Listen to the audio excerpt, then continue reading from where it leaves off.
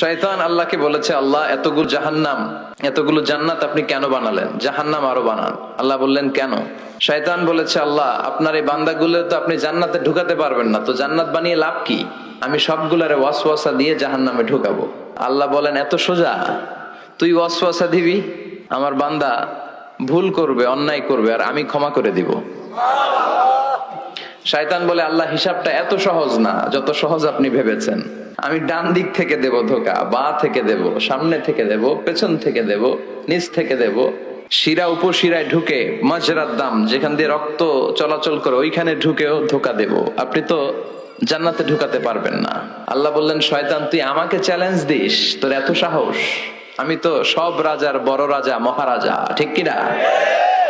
মহারাজার সাথে চ্যালেঞ্জ দেয়া যায় না। অফিসের যিনি সবচেয়ে বড় MD sir, managing director, boss, boss of the all buses, ওই বসের সাথে কি বেশি কথা চলে? কথা বলেন। আল্লাহ বললেন, তুই আমারে চ্যালেঞ্জ দিলি, আমিও তো তোর চ্যালেঞ্জ নিলাম, যা।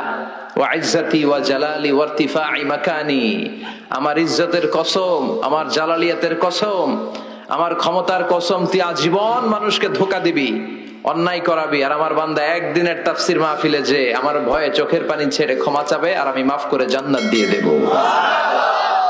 এজন্য আল্লাহর দয়ার কোনো শেষ নাই, আল্লাহর মায়ার কোনো শেষ